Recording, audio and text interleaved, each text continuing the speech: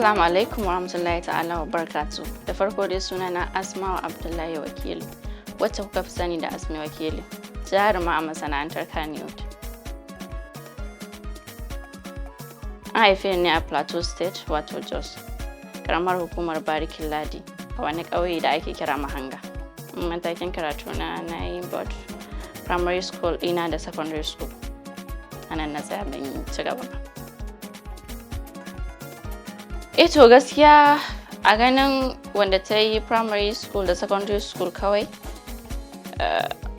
naga zama na yi tunani naga wani sana'a zan fara yi, kawai sai na yi deciding makaina cewa in fara acting.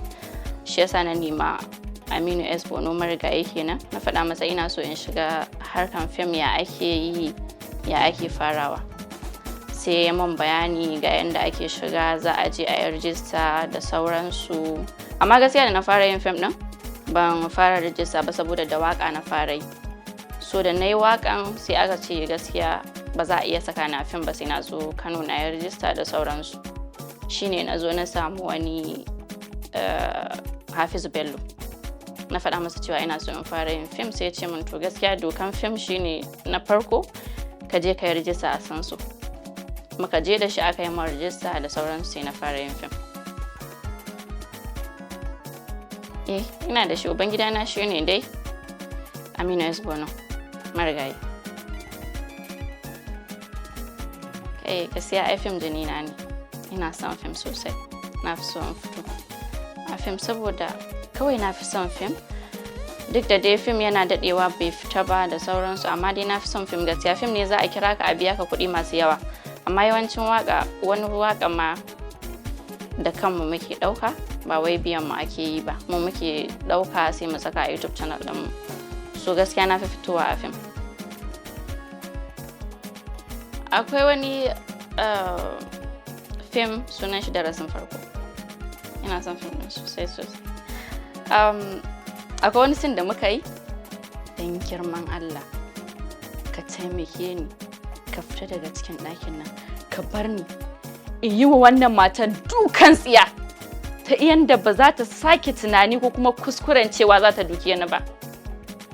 Irin idan na tsuguna a gurin shi yana tunanin zan ce ai haƙuri ne a bar abin. So ina son sannan sosai, ina son shi.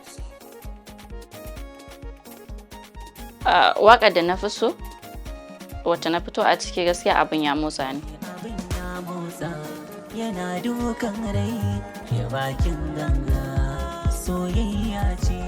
Abin ya motsa yana dukan rai ya bakin ganga soyayya ce. Ina son waƙar sosai saboda an san ni da yawa a sanadiyar waƙan. Na samu abubuwa da yawa a sanadiyar waƙan. Yanzu haka ma idan na fita Abin Ya Motsa ake ce min, duk da waƙar ta tsufa.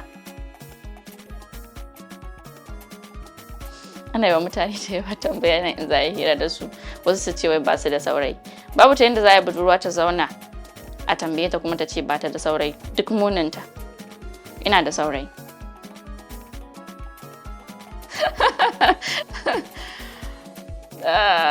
Ba zan iya faɗa ba gaskiya, kuma yamma dai ina son shi gaskiya. Mutum ne na gari, yana damuwa da damuwata. A duk da matsayina na yar fim wanda mutane da yawa suke kyamata, mutane da yawa, to shi ba ruwan shi, kawai ya ɗauka abin da nake sana'a ne, so yana supporting ɗina akan abin da nake so akan ra'ayina. Sannan duk lokacin da ya ga ina cikin damuwa ko voice ɗina ya ji ya canza, sai ya tambaye ni me yake faruwa. Muna fuskantar ƙalubale sosai a zamantakewar mu da mutane, suna ganin kamar irin mu ba mutane bane, akwai ɗan kyama haka. Duk da dai yanzu an waye gaskiya, ba kowa bane yake yin irin kyamatan mu, amma dai muna fuskantar shi. Irin in aka ce wannan yar fim ne, ba za a bari kai ka mu'amala da ita ba, yar fim ce kaza, ko kuma irin in aka zo auren iyayen mijin su ce ba za a aure mu ba, yar fim ne da sauransu, ba za mu yi zaman aure ba da sauransu. Kuɗi suna faranta min rai. Zan yi fim ne akan faɗakar da iyaye mata da kuma iyayenmu maza da su dinga barin ‘ya'yansu mata suna karatu mai zurfi, sannan kuma akan fyaɗe da ake yi wa yara yanzu ƙananu, da kuma matsalan da muke fama da shi a garin fadace-fadacen da ake a Jos, zan yi fim a kan shi in wayarwa da mutane hankali. A kawo mun gulman wani, yanzu nan zan yi fada da kai, duk yanda nake da kai irin ka zo ka ce min Asma'u wance fada ta ce kaza kin yi kaza, to duk yanda nake da kai za mu iya samun matsala. Gaskiya da wahala dai gaskiya in yi gulma, da wahala, saboda ban cika mu'amala da mutane ba irin da yawa, very close mutane ban cika ba gaskiya, saboda ina son shiru.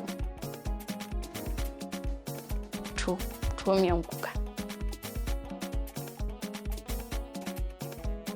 atamfa ita ce in na saka ta, na sa atamfa da gyale, zan iya shiga ko ina, ba zan je irin na yi filin ko wani zai ganni ya ce wannan bata kyauta ba ko wani. Atamfa.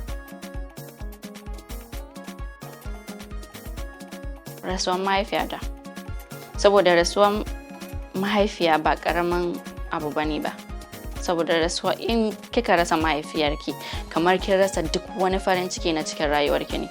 Ban yi tunanin ma zan kawo haka ba, ban yi tunani ba, saboda rasuwan mahaifiyata ne ya dagula min abubuwa da yawa a rayuwana wanda nake so in bude idona in ganna ciki. So ina tuna mahaifiyata ta rasu, ina shiga daki in yi kuka sosai. Kuma rasuwan mahaifiyata ne yasa ban saba da mutane ba, mu'amala da mutane da sauransu, ba dan na fara yin fim ba ma, gani nake kamar duka mutane sun kyamace ni. Idan kina so ki shiga fim, kar ki shiga fim irin wai dan kina kallon Asma Abdullahi Wakili a fim tana burge ki zaki shiga fim, ko kuma kina ganin Asma Abdullahi Wakili tana rike da waya babba, tana hawa mota, tana da gida, tana kashe kuɗi, shi yasa zaki shiga fim.